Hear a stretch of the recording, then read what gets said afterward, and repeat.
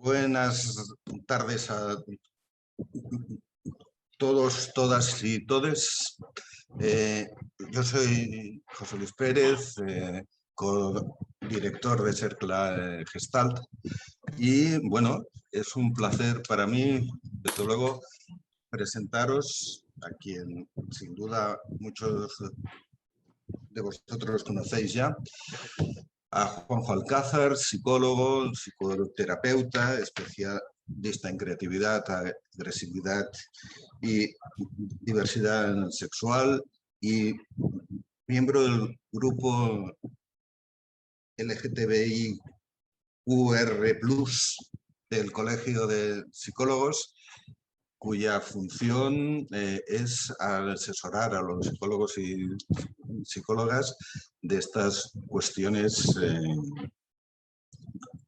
como mínimo controvertidas. El origen de esta charla que va a presentar Juanjo es nuestra inquietud y nuestro interés en irnos adaptando realmente a lo que sucede en la sociedad. La formación en Gestalt que hacemos en CERCLA hace años, que viene demandándonos y cuestionando con situaciones propias de los alumnos actualizaciones para poder ir dando respuesta y poder ir entendiendo qué sucede en este caso con la diversidad sexual, cómo colocarnos y qué respuesta personal y profesional podemos dar. Sin más, os dejo con Juanjo, deciros que con posterioridad a su intervención, a través del chat podéis hacer las preguntas que sea y yo se las traslado. Hacemos este sistema para preservar la privacidad de datos y de imagen, porque no estáis siendo grabados vosotros, ¿no? ¿Vale? ¿Alguna pregunta acerca de esto? ¿No? No. Muy bien. Juanjo. Todo para mí. Adelante. Bueno, pues buenas tardes a todas, todos, todes. ¿Vale? Vamos a empezar a intentar hacer este esfuerzo de incluir todos los artículos. A ver, cuando José Luis me comentó la posibilidad de hacer una charla sobre este tema, mi respuesta fue creo que bastante inmediata. Dije, sí, me interesa hacer esta charla, pero no va a ser una charla amable con lo que es la institución terapéutica, ¿vale? Porque mi charla va a ir sobre todo, entre otras cosas, sobre qué situaciones me he encontrado y qué significan estas situaciones, ¿vale? ¿Qué ponen de manifiesto estas situaciones como profesionales? ¿Hacia dónde tenemos que ir?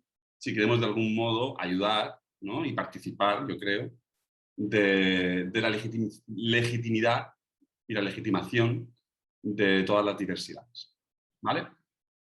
Entonces, ¿qué me he encontrado? Lo primero de todo. Y empezaré por esta parte. La charla tendrá como varias partes. Voy a intentar primero explicar aspectos más personales que me he encontrado. Luego intentaré entrar en algunas de las directrices que la APA, la American Psychiatry Association, marca para los colegios de psicólogos. Psicólogos como referencia, ya que la terapia gestal no tiene por qué ser psicología, pero creo que es un buen marco de referencia de la intervención en salud, ¿vale? Y intentaré marcar algunas de las directrices que desde la APA hemos intentado adaptar para España desde el grupo LGTB del Colegio de Psicólogos, pero qué cuestionamientos suponen esto. También haré un pequeño listado de si queremos ser profesionales que acompañen esto, en qué tenemos que estar formados, en el estado de cuál sería el perfil, porque esto también está definido por la APA, ¿vale? La APA y los colegios de profesionales de la salud. Y luego, bueno, algunas cuestiones más específicas que tienen que ver con casos en los que he estado últimamente interviniendo y que pueden ser ilustrativos de toda esta dificultad, ¿vale?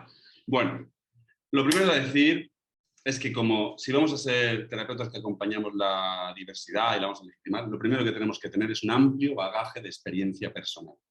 Es decir, si yo no me he puesto en tela de juicio, si no me he permitido experimentar mis demonios, mis fantasías, ¿no? Toda esta cuestión, o como mínimo no he tenido un cuestionamiento, ¿vale?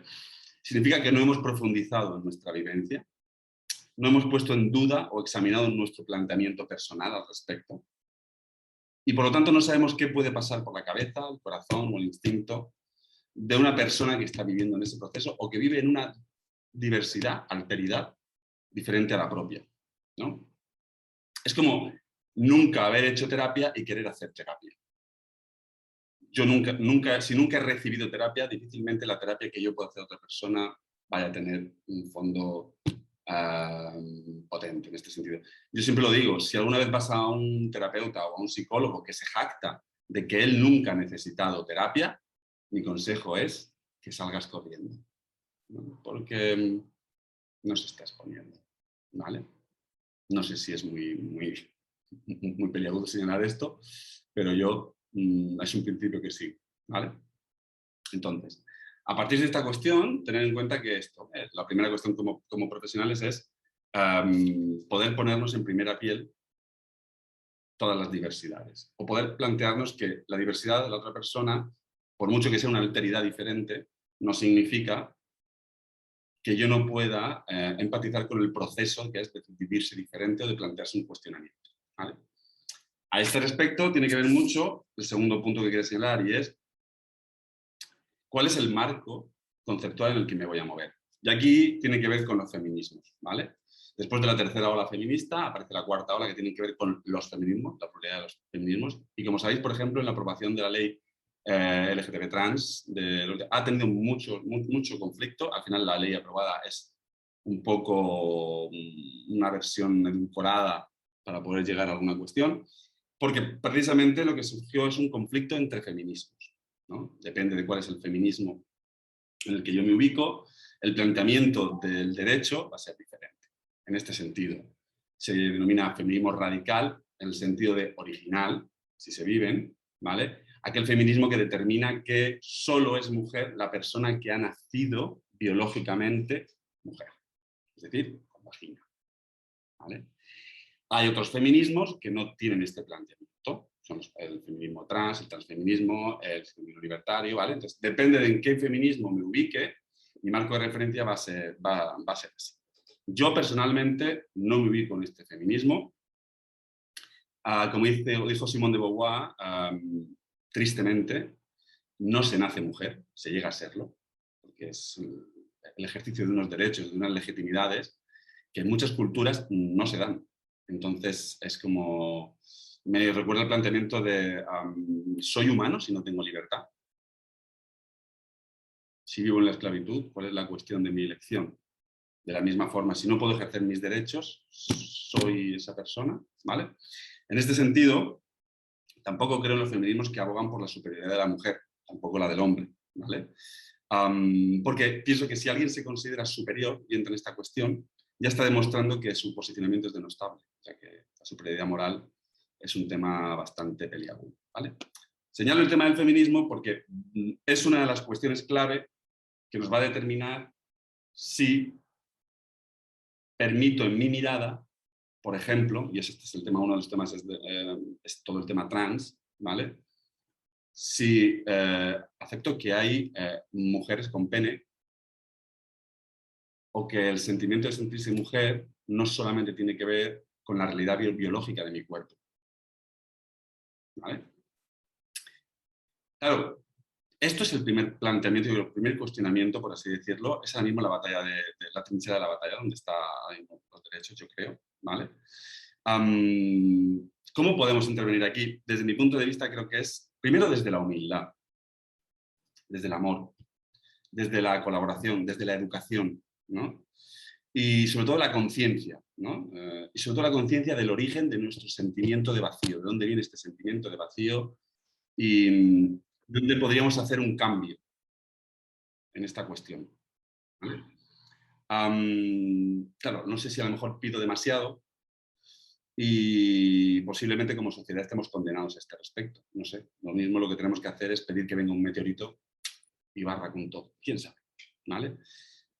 Pero sí que creo que o hacemos un planteamiento valiente o no conseguiremos mucho. Así que sí que soy un poco de plantear que hay que luchar y hay que batallar. ¿Vale? Hay que luchar por lo que uno considera y creo que estos valores son necesarios. ¿Vale? Hay una cuestión en estas situaciones, ¿no? Cuando yo me encuentro con alguien en el que yo desconozco su alteridad, su diversidad, no sé, a veces hay una duda narcisista que nos acoge como profesionales y es, no puedo preguntarle, no puedo mostrar que no sé, porque entonces yo mismo me quito la capacidad de acompañar a esta persona. Y aquí es un gran error, porque preguntar no es no poder acompañar. Preguntar es querer conocer y comprender a la otra persona, al cliente, al paciente, al alumno, y es empezar a acompañar viendo al otro. ¿Vale? Creo que esto es importantísimo. ¿Vale? No solo mirándolo, sino viéndolo. ¿Vale? Si no somos capaces de mirar con el corazón, no solamente con los ojos, mejor que no nos dediquemos a la terapia. Podemos hacer una formación para crecer personalmente, pero también evaluar que no estamos capacitados para mirar al otro y para acompañarlo. Si no tenemos corazón, mejor no nos dediquemos a la terapia, ¿vale? Porque vamos a hacer más daño que otra cosa.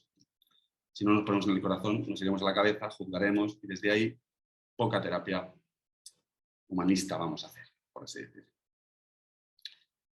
Antes se llegaba el tema del feminismo, ¿no? En la consideración de que solo consideran mujer a quien tiene vagina y hombre a quien tiene pene. Claro. Yo entiendo en esta charla, conferencia, que todos los que estáis escuchando entendéis los 4 ejes desde los cuales se establece la diversidad sexoafectiva. ¿Vale? No lo sé, ¿vale? Pero por nombrarlos y por qué creo que entonces sí que hay mujeres con pene, hombres con vagina y un sinfín de variedades. Precisamente por esto, por estos 4 ejes. Os recuerdo que son sexo biológico, orientación sexual, identidad de género y expresión de género. ¿Vale? Y cada uno de estos ejes da una serie de variedades que si los cruzamos como si fuera un cuadro que representa un montonazo de posibilidades diversas, donde además creo yo que si somos 7.000 millones en el mundo, o los que seamos, hay tantas sexualidades como personas. Porque al final la forma en que cada uno vive la sexualidad, yo creo que es, en el fondo, única. ¿Vale? Pero bueno. Entonces, si en algún momento, luego si queréis, en la parte de preguntas, alguien tiene alguna duda sobre el tema de los 4 ejes, retomamos este tema, digo, por no detenerme ahora mismo demasiado en esto. ¿Vale? Estas 3 cuestiones que quería señalar eran simplemente como el marco desde el cual me planteo muchas veces la intervención en diversidad y desde el grupo LGTB pues nos planteamos estas cuestiones. ¿Vale? No es un grupo exento de polémica y no es un grupo exento de conflicto con otros grupos. Muchas veces entramos en conflicto con otras visiones que pueden tener desde otros grupos o de otras intervenciones psicodinámicas, psicoanalítica, lacaniana o lo que sea.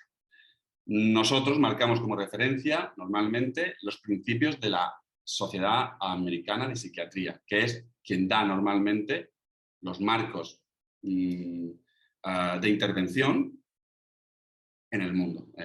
Por ejemplo, para la creación del DSM, ¿vale? Es el Manual de Diagnóstico Psiquiátrico, que es el marco de referencia para muchas de las cuestiones de intervención en salud.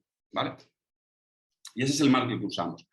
El planteamiento que yo voy a hacer a partir de ahora, yo no entro en debatir si alguien tiene una opinión diferente o no. Yo no voy a debatir filosóficamente sobre los feminismos o sobre si alguien considera que y entra en cuestiones más políticas. Vengo aquí a exponer una serie de situaciones y de cuestiones que me he encontrado que me hacen plantearme qué estamos haciendo muchas veces. ¿Vale? Algunas de las situaciones que yo me he encontrado. Por ejemplo, narrativas mirómicas heterosexuales en las fantasías dirigidas. Muchas de las veces, cuando se hacen trabajos de fantasía dirigida o de regresivos a la infancia, la persona que lleva la fantasía adopta una narrativa heteronormativa y totalmente cisgénero. Es decir, tú como niña que tienes 5 años estás mirando a papá, que te parece fantástico. Tú como niño de 6 años estás mirando a mamá, ¿vale?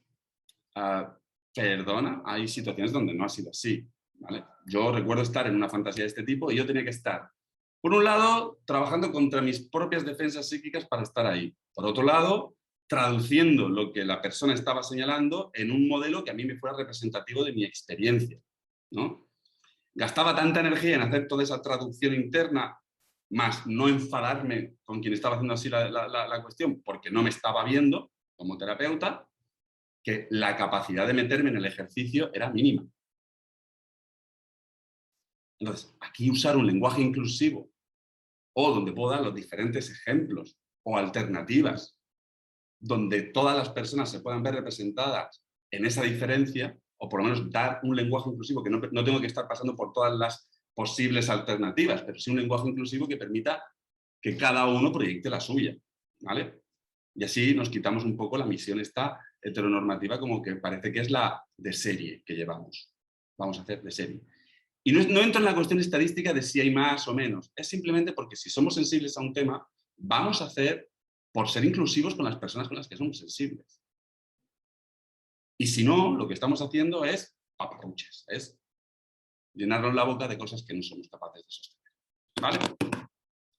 Otra de las cuestiones que me he encontrado es que muchísimas veces, la mayoría, cuando se hace, por ejemplo, un ejemplo de modelo, vamos a hacer un ejercicio o bien en una cuestión de sexualidad, sobre todo en trabajos de sexualidad o de pareja, siempre los modelos de ejemplo, vamos a poner esta postura, hacemos este yoga, uno se pone sobre otro, creo que casi todo el mundo puede imaginarse qué tipo de cuestiones son, siempre se ponía un modelo heterosexual cisgénero. Un chico y una chica haciendo una posición de yoga donde no sé qué, no sé cuántas. ¿Por qué no se ponen 2 chicos o 2 chicas? O, no sé, otras alternativas, ¿vale? No sé, esta es una cuestión que siempre me he preguntado. En la escuela yo recuerdo que hice como una especie de denuncia a este respecto y recuerdo en un estas de sexualidad donde se empezó a hacer esta cuestión. Y simplemente se tuvo el detalle de que como haya suficiente gente, poner un ejemplo heterosexual y un ejemplo homosexual. Como mínimo, ¿no? Simplemente no hace falta que ponga todas las alternativas que voy a tener, pero puedo hacer un indicativo de que hay alteridad, de que hay diversidad. ¿Vale? Insisto en esto. ¿Vale? O, por ejemplo, gracias a esto se ha ido cambiando ya, cada vez que se habla de, antiguamente era, el padre enseña el manejo del mundo, la madre enseña la moral, la madre es el impulso tierno, el padre es... Últimamente ya utilizamos expresiones de tipo la función padre, la función madre, que puede ser llevada por uno u otro género, ¿vale? Yo diría, hay que ir un poquito más allá, ¿no? Porque si el género ya no es binario, lo mismo tenemos que encontrar otra forma de enseñar estas cuestiones. Digo, y encontrar una cuestión de, por ejemplo, da lo mismo el género del progenitor, sino atender bien esa función que es necesaria. Bueno, cuestiones que me he encontrado. No acabo aquí. Hubo una situación, particularmente en nuestra escuela, que a mí me dolió muchísimo, ¿vale? Y creo que alguna de la gente que está aquí presente estuvo presente en aquella situación, ¿vale? Y es un alumno trans, ¿vale? Que al final de un taller, esto ha ido todo bien, pero pidió a la profesora simplemente que recordarle que le llamara en masculino, ¿no? El proceso trans implica llamar a la persona por el género al cual voy transicionando, ¿vale? Y usar el nombre que la persona elige para esa nueva identidad y dejar el dead name, que es lo que se llama el nombre que queda atrás, ¿vale? Ante la petición de este alumno, la justificación, yo creo que fue una justificación desde el miedo, el susto, el ser señalado el profesor como una persona que no había tenido en cuenta esto, como le pillan en un paso en falso, se defendió, para mí fue una respuesta defensiva y totalmente equivocada. Lo que dijo exactamente es, yo te veo femenina y me sale llamarte en femenino. Es decir, tú estás haciendo un trabajo para salir de este trauma en el que has vivido toda tu vida y el terapeuta viene y te retraumatiza.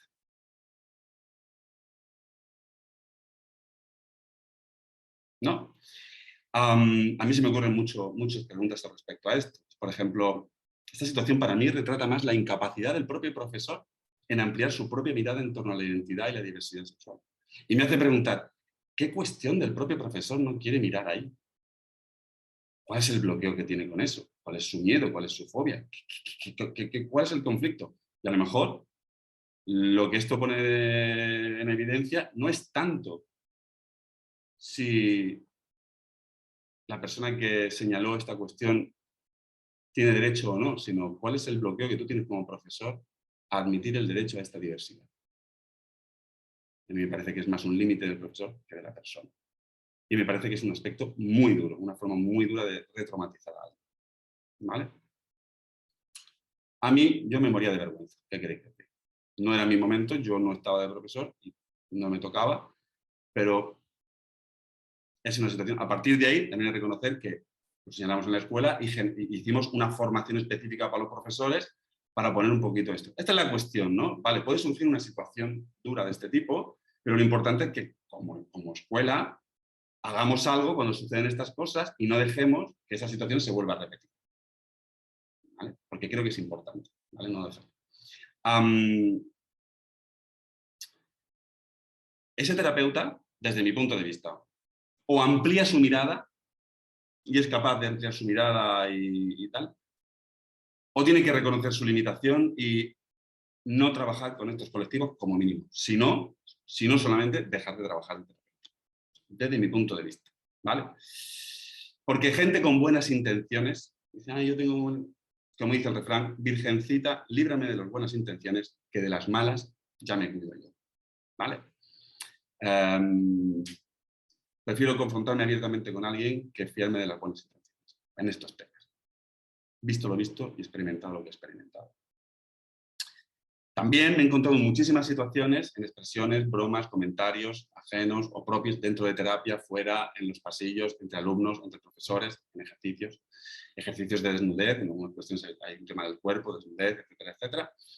Expresiones generalistas, sobre todo, por ejemplo, ¿qué significa ser gay? ¿Qué significa ser lesbiana? ¿Qué significa ser bisexual? ¿No? Expresiones de tipo, los gays folláis más, ¿verdad? No sé, pregúntale a un gay de un pueblo de Cuenca a ver cuánto folla. O, por ejemplo, no hubiera imaginado que eres lesbiana, como eres femenina. Es decir, que solamente si soy una mujer con una expresión masculinizada es que soy lesbiana. O sea, ¿sabes? Un concepto como muy pobre, vamos a decirlo así. O al revés, no pareces gay porque no tienes pluma. Es decir, nos molesta la feminidad en el hombre. Esta es buenísima, los bisexuales sois todos unos viciosos. Es decir, un entendimiento a la bisexualidad desde nulo. No puedo concebir que la bisexualidad es una diversidad sexual y una identidad, sino que tiene que ser vicio. Es decir, hago un juicio sobre la otra. Y estas expresiones yo las he oído en sesiones grupales, en talleres, en pasillos entre alumnos, en comentarios, bueno, entre profesores, en un montón de situaciones. Tampoco voy a nombrar nombres, que tampoco es necesario. ¿Vale? Entonces, también otra más recuerdo. Comentarios de profesores de mucha experiencia señalándome y pidiendo confirmación de que, bueno, alguien es gay porque tuvo una conexión demasiado cercana con su madre o tuvo un conflicto desde muy pequeño con su padre. Es decir, estamos todavía poniendo el origen de la homosexualidad en una cuestión de relación traumática edípica. A estas personas yo les diría, hay que leer más revistas científicas, más ciencia y menos creencia. ¿Vale? Porque seguir pensando que el origen de la homosexualidad en un reconocido terapeuta es una cuestión que procede de si tu padre o tu madre te hizo mucho o poco caso, es que aquí tenemos un problema gordo. Porque nos vamos a creer entonces que es curable y que hay que curar. Y eso es un paso, eso es estar a un paso de las terapias de conversión, que está demostrado y señalado que hacen daño y que matan. ¿Vale? Y insisto en esto, si alguien se entera en algún momento de alguien que hace terapias de conversión, por favor, denunciar. Sin más. ¿Vale? Denuncia al canto. Al Colegio de Psicólogos, sin ningún paliativo con esta cuestión. ¿Vale? Bueno, también he oído uno muy fuerte y era un alumno ante una disconformidad con su cuerpo, sobre su feminidad y su masculinidad, recibir un mensaje en una devolución de una memoria, en un trabajo, que le invitaba a que se fuera al psiquiatra. El ayudante le ponía que le invitaba a que se fuera al psiquiatra porque lo que podía tener era disforia corporal. Y digo yo, y así, como te atiende el psiquiatra, yo ya no tengo que acompañarte. Ya no tengo que mojarme, ya no tengo que esforzarme con este tema, ¿no? Cuando en realidad podía ser una cuestión de que la persona estaba poniendo en balance su parte gay, su parte hetero o su bisexualidad, que fue el caso en concreto. ¿Vale? Bueno, estos son algunos de los ejemplos, ¿vale? Para ejemplificar esta cuestión y por qué es importante tenerla en cuenta, luego entraré en la particularidad del peso que tiene en la vida todas las diversidades sexuales y lo que supone esto en la identidad. Pero a modo de ejemplo, contaré algo que me pasó. Estaba haciendo un taller y al final del taller pues quise comprar unos bombones para cerrar un taller, ¿vale? Y mira que me esforcé en buscar una bombonería de autor, ¿sabes? Pero no pudo ser, domingo por la mañana, la cosa... Así que tuve que comprar unos bombones normales, yo creía que hacía bien. Y cuando en un momento determinado un alumno me dijo, dice, a mí me has agredido con estos bombones. Yo me quedé sorprendido, ¿qué pasa? Dice, mira, yo soy vegano. Y para mí, que traigas bombones que sé que llevan mantequilla, ya no manteca, mantequilla, o sea, vegano, es como si le ofrecieras a un vegetariano que brindara con una chuleta de cerdo. O si le ofrecieras a un musulmán que brindara con champán por el final de un curso. ¿Vale? Al principio me quedé como, wow, qué detalle, ¿no? Qué cosa. Pero luego dije, ¿qué carajo? Me está enseñando. ¿Aceptamos el veganismo y el vegetarianismo como una alternativa legítima a vivir ciertas cuestiones? Pues entonces tenemos que incluirla dentro de nuestras posibilidades y tenerla en cuenta de que cada vez más gente, ojalá, vaya dejando de comer carne. ¿Qué quieres que os diga? Y entonces nosotros tenemos que dar un espacio donde eso se pueda dar, legitimar y no sea una agresión al otro, ¿no? No sé.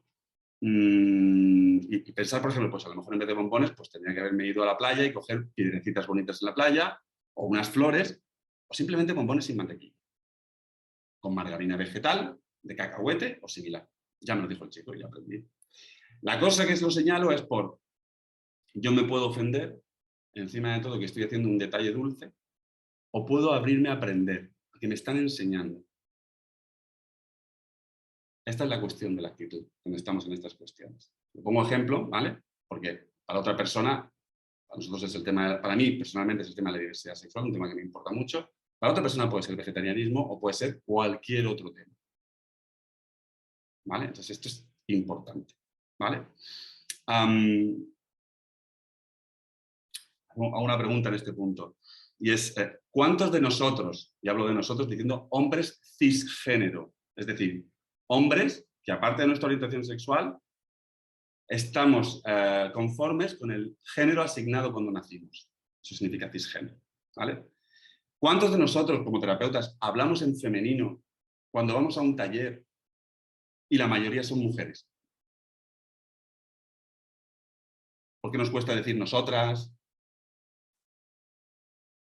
Porque he estado en talleres donde el único hombre era yo y un chico más. Adaptar el lenguaje, tanto nos cuesta. Respetar esta cosa que se llama mayoría.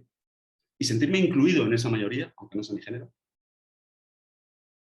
¿No? Es una cuestión que yo creo que merece la pena pensar. Y si no puedo hacerlo o me cuesta, ¿por qué?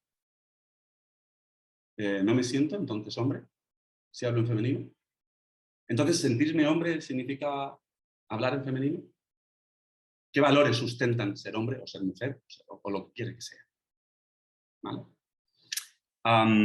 Bueno, cuando, por ejemplo, hay alguien que es de un género no binario en un grupo, y yo espero que cada día sea más común, ¿nos permitimos hablar en un tercer género? ¿O todavía nos reímos diciendo, ahora quieren que cambiemos el lenguaje? ¿Por qué no respetamos esto?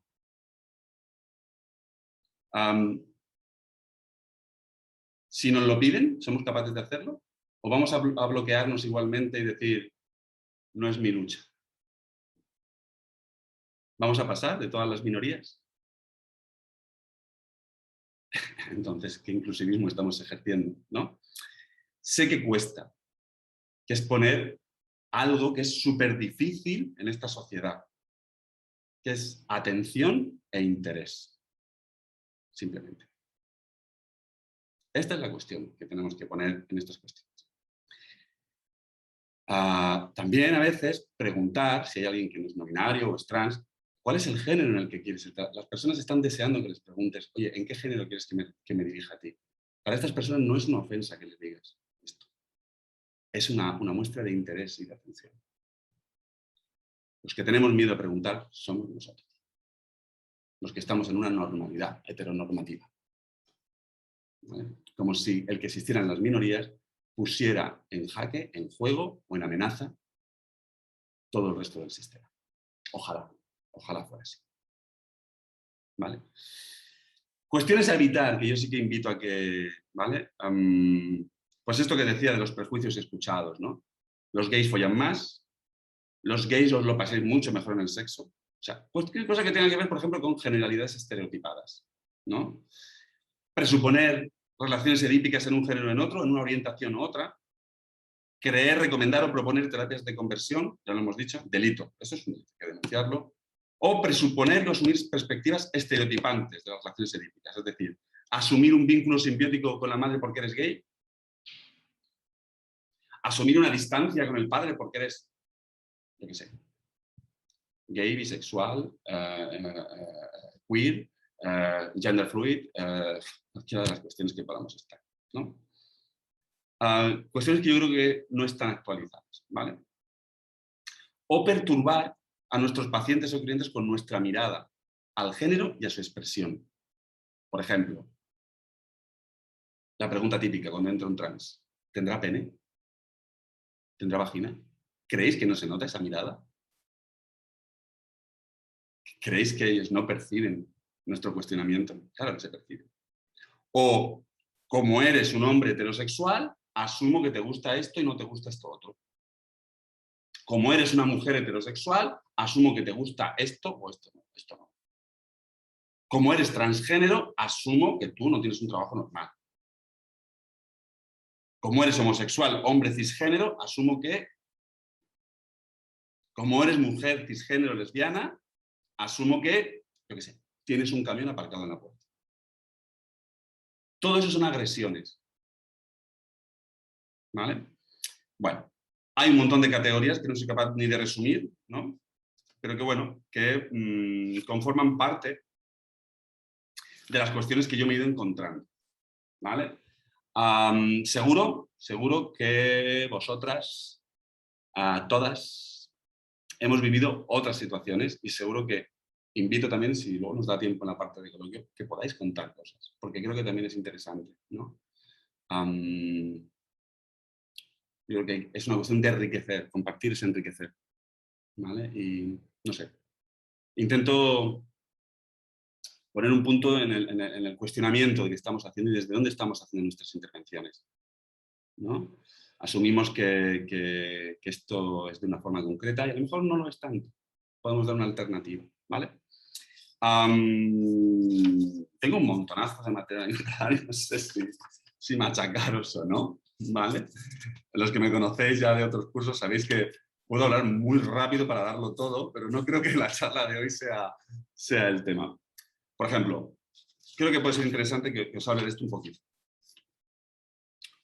trabajo con algunos pacientes trans, ¿vale? Y sobre todo, pues intento trabajar desde el cuerpo, desde la conciencia corporal, de todo este acompañamiento en todo ese tema del passing, ¿vale? Y todo el tema del tránsito hasta lograr la persona que quieren ser, aunque no lleguen todavía, ¿vale? Porque además en ese trabajo siempre hay algo que permanece y hay algo que nunca podré dejar, ¿vale? Pero bueno, traigo algunas reflexiones a uno de mis pacientes. Le pido que me escriba de vez en cuando para ver por dónde va toda su lucha interna, sus debates. Pues. Y algunas de las cuestiones que me escriben a veces me hacen cuestionamiento a mí mismo, ¿no? Es decir, si yo estuviera cuestionándome esto, ¿cómo me sentiría?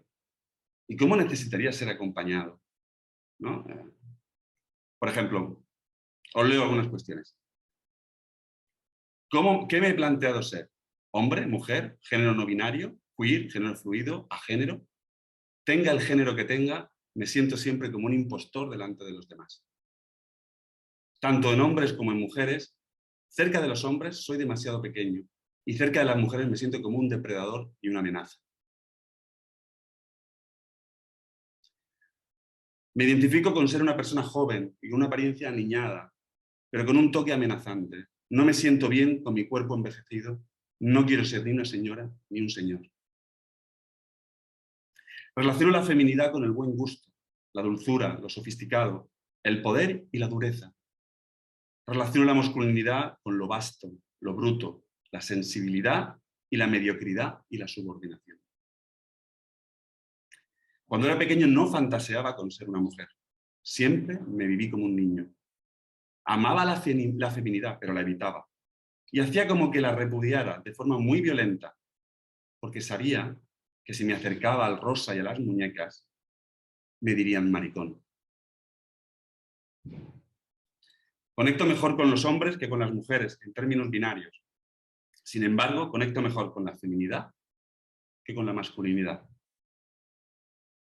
Siento que los hombres y las personas no binarias me pueden entender mejor que las mujeres. Me siento más segura. En cambio, me interesa menos relacionarme con las mujeres, tanto sexual como afectivamente. Tengo muy pocas amigas cis y apenas hablo con ellas.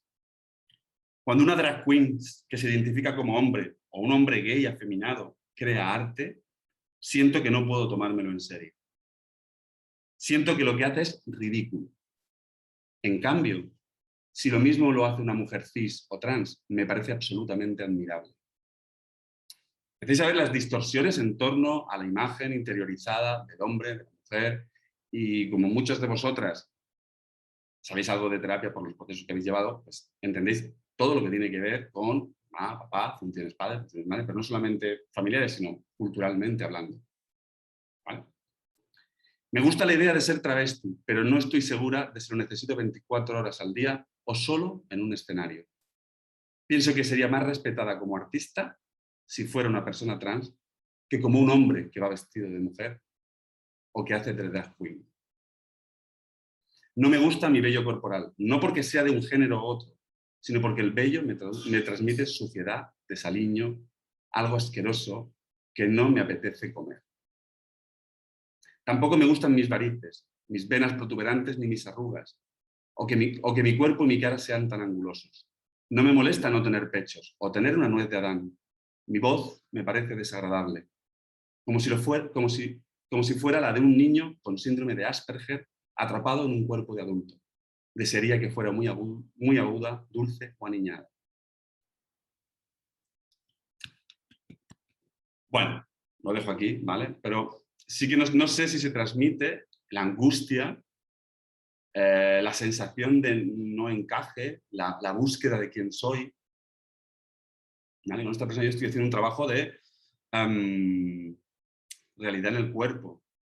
Esta persona ahora, por ejemplo, hemos estado trabajando de todas tus cuestiones corporales, cuáles sí puedes cambiar y cuáles tienes que aceptar en este proceso. Incluso la voz, está yendo a clases de canto para poder cambiar desde dónde habla. No necesita operarse la nuez. ¿Vale? Pero, por ejemplo, hay cuestiones que no se podrán cambiar y ahí tiene que hacer un trabajo de aceptación, porque no hay operación que lo cambie. ¿Vale? Pero no sé si se transmite, no sé, el dolor de la persona, la soledad, la dificultad que tiene un proceso de passing. Nadie se mete en un proceso de transformación o de passing para pasar el rato. Es una necesidad vital, porque sienten que si no, se mueren. Recuerdo que los niveles de suicidio en esta población son de las más altas, ¿vale? Y no porque tengan un problema de enfermedad, sino por el gran rechazo que reciben de la sociedad. No pongamos las cosas claras, no es un tema de enfermedad mental, ¿vale? Con respecto a la diversidad, a ver, ¿qué más os digo? Vale, sí. Si queremos ser terapeutas, si queremos acompañar estas cuestiones, ¿en qué cosas mínimas tenemos que estar formados? Y hablo mínimas, ¿vale? Evidentemente, las directrices de LGTB, de la propia APA, ¿vale? y de los fundamentos científicos en los que se sustentan. Basta de creencias, vamos a por la ciencia. Importante también estar formado en el proceso de aceptación de la propia orientación sexoafectiva. Y el efecto de la homofobia y todas las fobias sobre diversidad sexual en la persona y sus secuelas, ¿vale? Las fobias interiorizadas en relación a los colectivos, lo que muchas veces en Gestalt se llama los introyectos. Pues esta población tenemos una extra de introyectos, ¿vale? Las personas del colectivo menores de edad y cómo es el proceso de identidad en un menor de edad, ¿vale? Las cuestiones específicas que conllevan.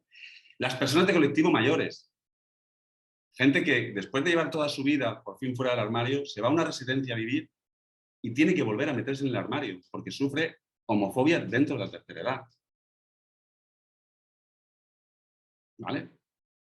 Las homoparentalidades, o sea, modelos de familia, empezar a desvincular papá y mamá, hombre y mujer. Vamos a abrir todo esto, ¿vale?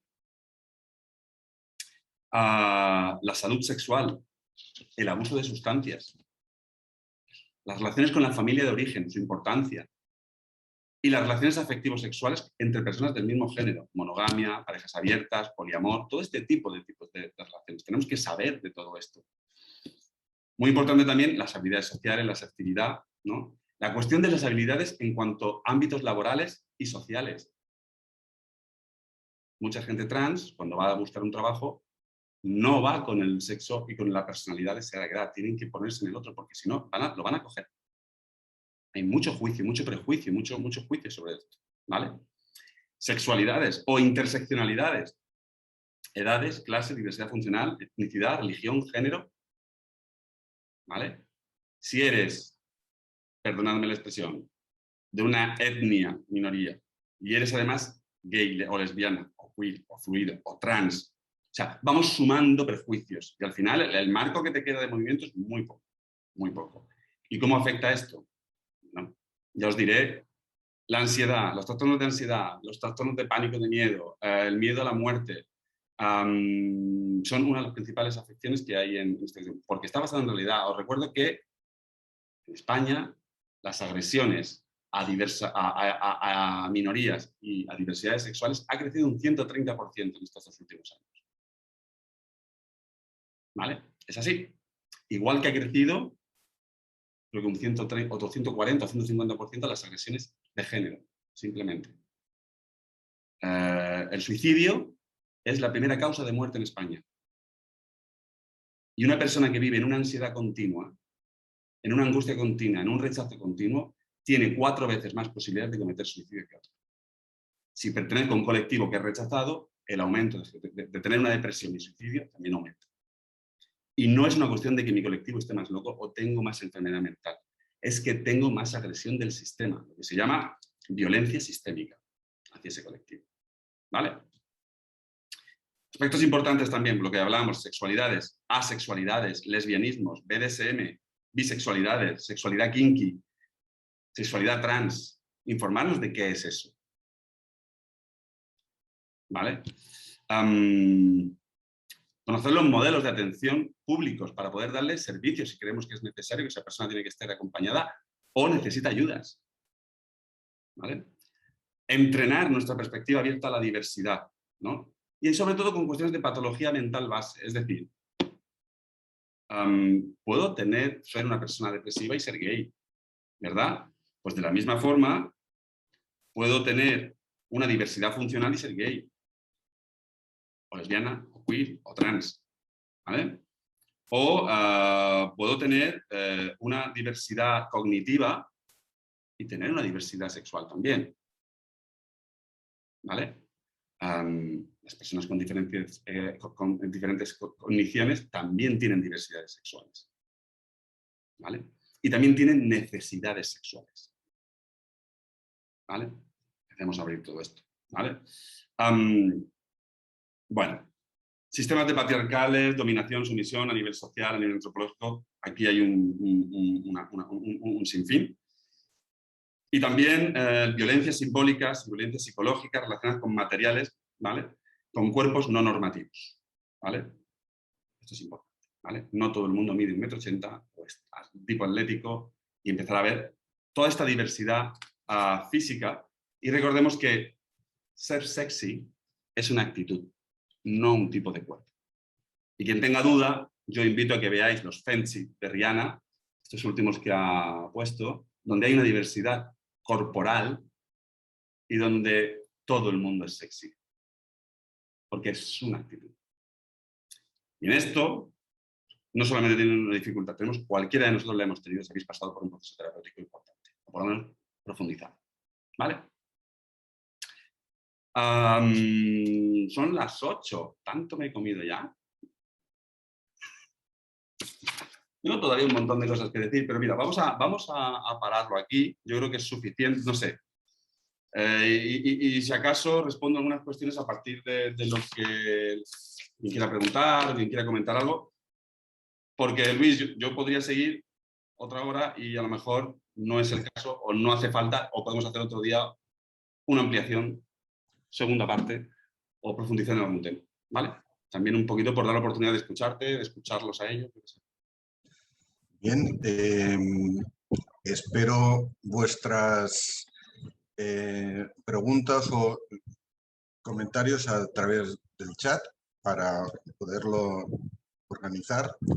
En todo caso, aprovechando que ahora no hablas, Juanjo, respiro yo y desde luego la angustia acumulada por mí es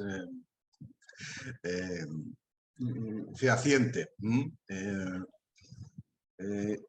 Compartir mientras llegan los comentarios la sensación de enorme confusión, la sensación de limitación en el sentir, en el pensar, en el hacer. Es como que hubieran cambiado todos los protocolos de educación conocidos y no atreverme a decir nada por temor a ofender a alguien. En el ejemplo de los bombones y el vegano, tremendo, ¿no? Como, claro, pero... y lo abro mientras van llegando. Esta hiperindividualización que requiere el trato con cualquier otro, teniendo en cuenta la diferencia en lo que sea, tanto conocida, pero sobre todo desconocida. Es decir, resulta casi imposible hablar o decir o hacer espontáneamente sin que alguien se pueda sentir ofendido.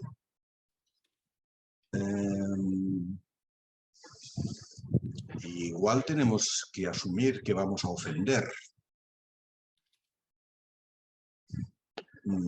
¿Cómo lo ves, Juanjo? No lo veo así, porque, como he dicho antes, ¿qué problema hay en preguntar? Yo no tengo por qué saber toda la diversidad que hay en el mundo, ni saber todas las formas de sentir de todo el mundo, pero puedo preguntar.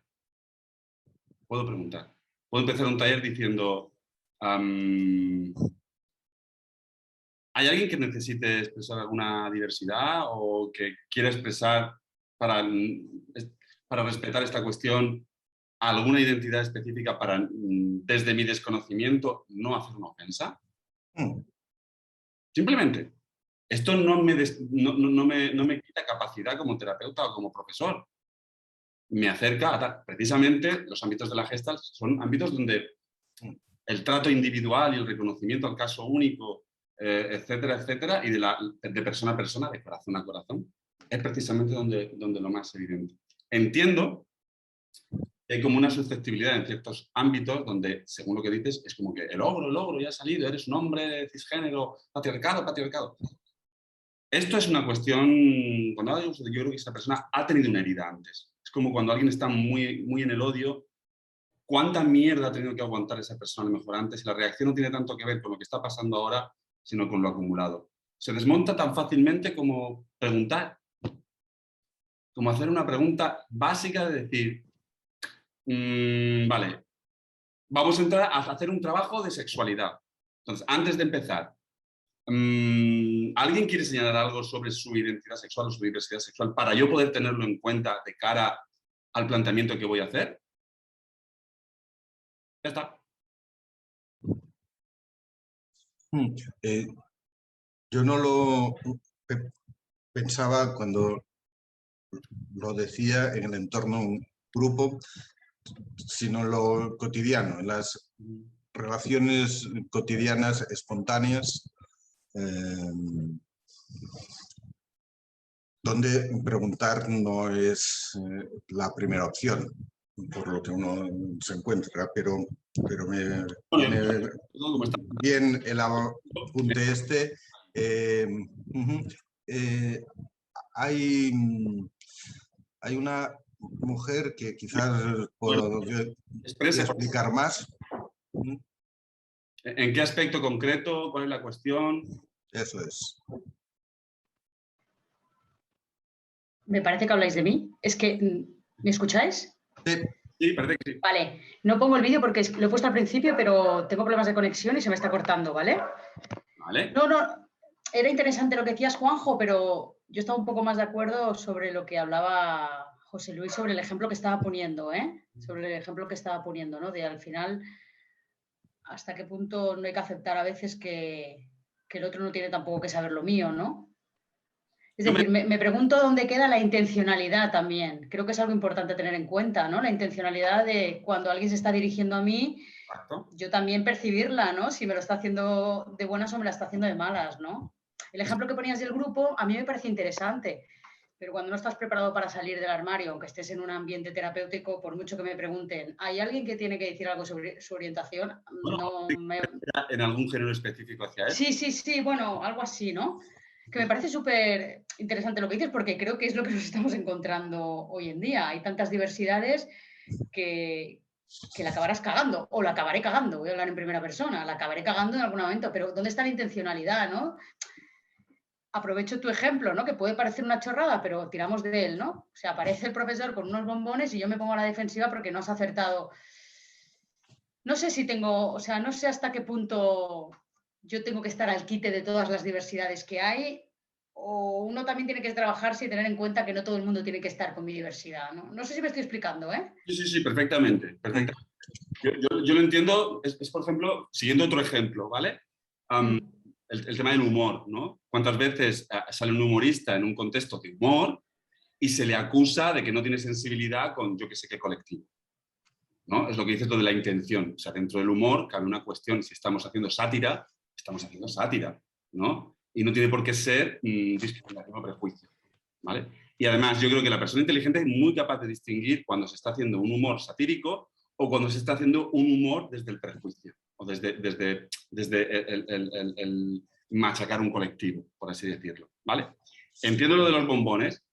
Yo el ejemplo del bombones lo decía como la reacción que podemos tener cuando nos damos cuenta o alguien nos señala que no hemos tenido en cuenta una diversidad que no tiene un cartel, que yo no puedo adivinarla, ¿no? Claro. O sea, es desde donde yo, cuando soy señalado como que no he tenido en cuenta esto, reacciono. Si me pongo ofensivo, defensivo, podrías haberlo dicho, pues yo qué sé, esto es tuyo, la típica frase de sosténlo, esto es tuyo, vete a tu casa, yo solo, ¿vale? O decir, ay, mira, pues mira, gracias por decírmelo, porque para el próximo taller tendré en cuenta, te quedo con tu cara, eres tal, y me estás enseñando que, mira, tengo que incluir también, si me pongo en alimentación, tengo que pensar que puedo tener diversidad. De la misma forma que yo, mi tema es la diversidad sexual, desde ahí, pero lo ponía como ejemplo de cómo reacciono ante una diversidad que no tenía en cuenta. Porque es normal, ¿sabes? Que también, ¿no? Por eso estoy más centrado en qué ejercicio pongo, que cuántos gays, cuántos heterosexuales, cuántos no sé qué, no estoy en eso.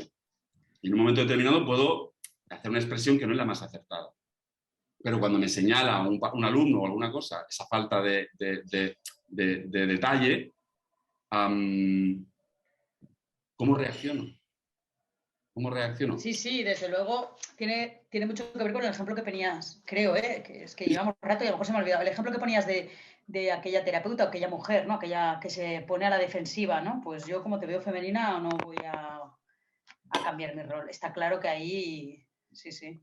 No, uno tiene que aceptar, me he equivocado. Discúlpame, me he equivocado. Es un tema nuevo para mí, estoy aprendiendo todavía. Gracias por indicármelo, ¿no? Lo que decía al principio, humildad, educación, corazón, porque si nos ponemos desde el juicio, desde la mente, mejor que caiga un meteorito y nos lleve a todos para adelante, por favor, porque es que esto no lo solucionamos, ¿vale? Y entiendo lo que dices, que muchas veces no podemos tener en cuenta todas las diversidades de todas las interseccionalidades, porque si metemos género, diversidad sexual, etnicidad, origen, cultura, clase social, hay tanto que dices, bueno, ¿desde dónde hablo? ¿Cuántos artículos voy a necesitar? No se trata de eso, no ridiculicemos el tema del artículo o del lenguaje inclusivo, porque aquí está el tema de la intención, como bien señaláis. No es lo mismo cuando tú estás en un grupo, con un grupo que te está escuchando, que conoce tu intervención, que el objetivo es este, y se distingue perfectamente cuando estás haciendo una broma, aflojando un tema, o realmente es un olvido. No hay una mala intención, ¿no? En esta cuestión. Pero la mala intención se entiende siempre, porque cuando uno tiene un olvido, un despiste, y te llaman la atención por ello, tu reacción no es defensiva, es decir, ay, es verdad, perdona, tenía que haber dicho esto, ¿vale? Pero si mi mala intención estaba ahí oculta y me señalan algo, me voy a poner defensivo, me voy a poner, yo qué sé, desde ahí lo miro. Y estoy acotándome a ámbitos terapéuticos o ámbitos cercanos. Si estás por la televisión, si estás en un mass media, si estás por la calle, lo que sea, aquí entramos en otro patrón de conducta que tiene que ver con, como decíamos antes, yo ponía el ejemplo del humor. Un humorista sale por televisión y cuenta un chiste de yo qué sé, ¿vale? Se le puede echar encima a cualquier colectivo. Pero entiendo también que hay humor satírico y humor racista. O humor desde el prejuicio. Y el buen humor es signo de inteligencia. Entonces, hay que intentar ser inteligente con este tema también. Dale, Gracias, dale. Juanjo. De nada, no, a ti por participar. Yo quería comentar o aportar algo que creo que tiene que ver con el lugar del terapeuta, en el sentido de como terapeutas, queramos o no, y facilitado por uno mismo o no, somos representantes de sistemas, de géneros, de tradiciones. Y lo difícil que puede resultar, creo yo, en ocasiones, vernos corresponsables, por ejemplo, del continuado maltrato por parte de los hombres hacia las mujeres tantísimas generaciones. Esa cuestión transferencial muy profunda, pero que creo que tenemos que poder asumir y sostener como parte del proceso terapéutico, educativo, sanitario de personas que se han sentido o que han sido agredidas. Y creo que eso nos toca poder dar un pasito atrás como con la desidentificación necesaria que necesitamos ante las acusaciones y los dolores del otro, de la otra, del otro. Porque, claro que si pretendemos que a través de los aspectos transferenciales las personas puedan curar algo de sus heridas, también tenemos que aceptar que nos vean como opresores, agresores, porque en género o en estatus o en profesión lo hemos sido. Y creo que eso corresponde a asumir una culpa sin perdón. Es como, ha sido así, es cierto, y encajar. No sé cómo lo veis. Sí, no sé si queréis, comento también lo que a mí me llega es, somos un elemento proyectivo y estamos ahí en función del elemento terapéutico. La cosa es si cuando se produce ese momento, para mí, ese momento proyectivo, devuelvo una retraumatización de lo que ya vivió o puedo devolver una reacción más sana que le permite desanudar algo que hay ahí. Yo creo que ahí está, la diferencia tiene que estar ahí. Y es lo que estamos diciendo con la charla, es como que si no tenemos en cuenta, precisamente además cuando nos señalan alguna demanda, es cuando estamos haciendo otra vez lo que ha hecho el sistema. Entonces, con razón, no van a ser rebeldes sin causa, van a ser rebeldes con causa, porque no estás escuchando. Si escuchamos, si reaccionamos desde un poquito más de la salud, de atender esta petición que nos están haciendo, o incluso si negamos la petición y decimos, mira, no me toca a mí, pero la expresión que hacemos es acompañada, no es violenta, no es agresiva, ya estamos permitiendo una alternativa más saludable de la que vivíamos, seguro. Y ahí es donde se está produciendo un momento de terapia, yo creo que bonito, un encuentro. No tengo por qué decirte sí a todo, pero es cómo te digo ese no y cómo te acompaño en ese momento. Está. Bueno, yo a mí me llega, no sé, yo lo vivo así, no sé si comentar. Vale.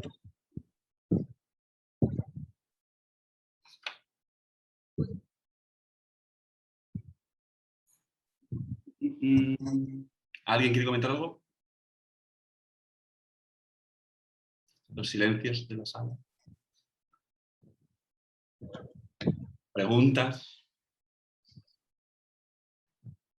Seguro, antes decía, ¿alguien ha vivido alguna situación donde ha dicho, uy, aquí esta expresión que acaba de hacer, o este ejemplo a mí no me representa en mi diversidad, y lo ha vivido como algo que hiere, el no ser visto, el no ser tenido en cuenta, en que el sistema en el que estoy intentando no mira mi opción, ni la valora como, no sé, si alguien ha vivido algo, estaría guay.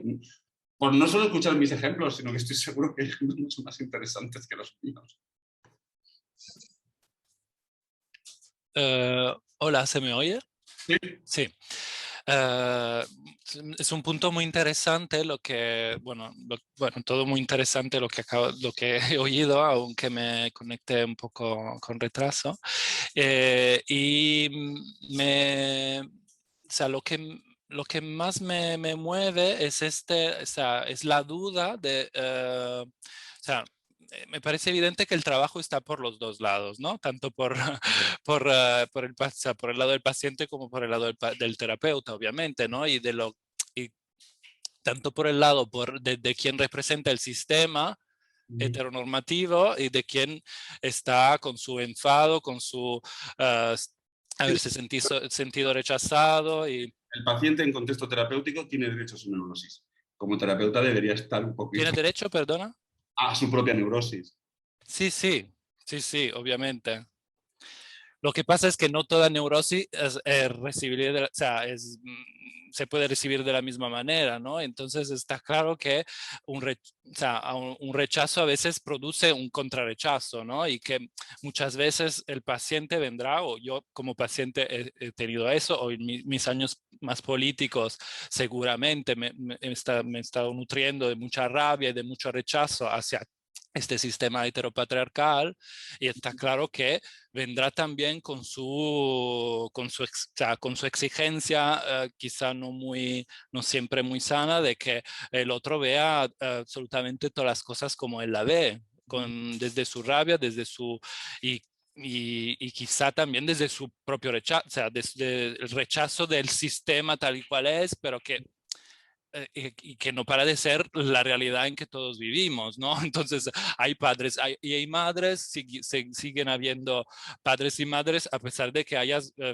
familias también de 2 madres y 2 padres, y no es que por eso yo me pueda poner a poner en duda de que también haya este modelo, de que es uno de los modelos, por suerte ahora, pero o sea, a veces la duda que tengo es que muchas veces el riesgo sea de hacerse portador de un contrarrechazo, ¿no? De rechazar, o sea, como por el otro lado también percibo que el trabajo no está hecho, de que la inclusividad, como decías muy bien tú, no se hace o muchas veces se minimiza diciendo, bueno, no podemos ser tan politically correct, ¿no? Políticamente correctos, entonces no hago el trabajo, ¿no? Entonces, como del otro lado es verdad, como bien has dicho durante toda la charla, que el otro, ¿no? se permite de no trabajarse, y también, o sea, me sale de que es verdad que esto, o sea, luego produce rechazo del otro lado, y es un modelo de comunicación muy difícil, ¿no? Por eso, Entre los dos lados. por eso profesionalmente, o sea, yo, por un lado, el paciente primero tiene derecho a su neurosis y a su proyección, porque para eso viene a consulta y para eso viene este espacio. Yo como terapeuta tengo que ser consciente de mi contratransferencia y gestionarla dentro de la relación terapéutica, evidentemente. Y depende de cómo sea mi respuesta a esa reacción o a ese input del paciente, provocaré, como dices, el contrarrechazo o no. Yo lo que digo es que yo puedo decirte no. No hay ningún problema en decirte, mira, no quiero, no, esto no lo voy a entrar en este tema. La cuestión es cómo gestiono el no y cómo te digo ese no, cómo te acompaño en ese límite. Porque a veces lo que la otra persona puede necesitar es un límite, ¿no? Y a veces es acompañarlo a que pueda recibir un no, pero que no, por ejemplo, no generalice que el no es a él. El no es un no a ser amado, es un no a te rechazo a ti, rechazo este argumento, ¿no? Ahí es donde estoy señalando que es donde la elegancia, la finura, la mirada con el corazón.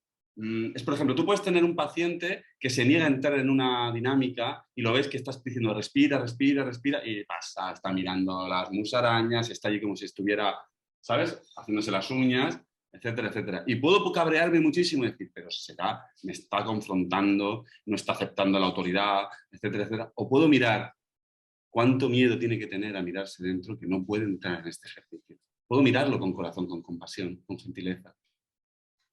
Y esto ya es una cuestión de calidad humana. Me ofendo ante algo que no va conmigo, que tiene que ver con su padre, con su historia, con la cuestión, ¿vale? Porque si yo me ofendo con algo que no tiene que ver conmigo en origen, el problema entonces es mío. Yo como terapeuta hay algo que no me he trabajado, algo narcisista de que todo tiene que ver conmigo. Y yo sé que soy un espacio proyectivo donde vais a proyectar a todas las madres, a todos los padres, a todos los abuelos, a todas las tías, a todos los abusadores, a todos los... Yo soy el espacio proyectivo también. La cosa es cómo devuelvo esa relación. Si la vuelvo a devolver desde la misma mierda que ya recibiste, no me extraña entonces que entonces quiera coger un bastón y rompérmelo en la cabeza. Es que es lógico. Y si soy capaz de devolver algo diferente, algo más amoroso, algo más teniéndote en cuenta, y te puedo seguir diciendo que no. La cosa es cómo gestiono esa cuestión. ¿Vale? Por eso digo, ¿no? La contrarreacción yo la entiendo. La cosa es cómo la gestiono. ¿Vale? Porque a veces es honesto decir, mira, yo esto me supera, yo no sé decir, entonces te pido, si quieres luego lo hablamos fuera, no en el espacio común, o yo qué sé, cualquier otra cuestión. A veces la honestidad es un papel importante. O decir, mira, no llego, tengo que informarme de esto y mira, la próxima vez que nos veamos, me comprometo a informarme y a tener algo para poder decirte. Porque a veces también no tenemos por qué saber todo. No somos la Encarta. ¿Os acordáis de la Encarta? O la Wikipedia. Perdón, esto es por la edad. La Encarta tiene bastantes años ya, ¿vale? No tengo por qué ser la Wikipedia andante. No tengo por qué saber todo, poder reaccionar a todo inmediatamente y ser perfecto. No, soy humano también. Y también me puede doler la reacción de una persona y puedo decirlo. La cosa es cómo lo gestiono de cara a que yo soy un elemento proyectivo. Soy como la pantalla de fondo del cine, donde muchas veces se me ve con un poder que ni yo tengo, pero sirvo para que tú puedas hacer esa frase. Y depende de cuál es la contra que yo te devuelvo y cómo la gestiono, ¿te estoy ayudando o te estoy jodiendo más? ¿Vale? No sé si más o menos venía... hay alguien que ha señalado el silencio en los talleres. Yo viví como reproducción de la invisibilización. Estar haciendo talleres de sexualidad u otro, que no se pregunte nada y se trabaje todo desde la heterosexualidad, que no se diga nada de manera proactiva para incluir. Se vive como una agresión. Invisibilizar es no darte el derecho, no legitimar tu derecho. ¿No? ¿Vale? Digo, no sé quién lo ha escrito, pero bueno, ese sí, creo que era ese sí. ¿Vale? Confirmo esto, sí.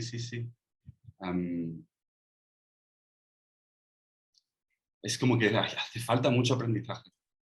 Hace falta mucha formación, como he dicho. O sea, tengo aquí como un montonazo de directrices de la APA con comentarios y cosas así, pero es que sería otra hora para deciros cosas que el terapeuta tiene que tener. Es un tema muy denso. Yo me impliqué en este tema porque me afectó personalmente cuando llegué a un estado de sexualidad y me encontré con lo que me encontré. También es cierto que yo soy una mosca cojonera y entonces cuando a mí me pasó la primera cuestión, lo que hice es llamé a los 3 o 4 que conocía y dijimos, vamos ahora mismo a hablar con el director. No podemos consentir que el siguiente ejercicio me vuelvan a hacer lo mismo. Porque tengo derecho al mismo trato que todos los demás y que los ejercicios me incluyan en mi versión. Pero sí que es cierto que no todo el mundo a lo mejor tiene esa capacidad de reacción. Entonces, los que somos un poquito combativos, tenemos que trabajar por esto para que algo quede. Y cuando llegamos al otro lado, pasamos de alumnos y llegamos a ser profesores, tenemos que hacer por no olvidarnos de esto. ¿No? Por trabajar por esto. El objetivo de esta charla conferencia viene desde aquí. No ha sido una charla conferencia de nuestra escuela lo hace todo perfecto. Yo le dije a Luis, lo primero que voy a hacer es meter todo lo que yo creo que en algún momento no hemos sido finos. Yo he vivido estas situaciones como alumno. La cosa es si me dedico a criticar y destruir o me pongo a construir y a decir, bueno, voy a aportar.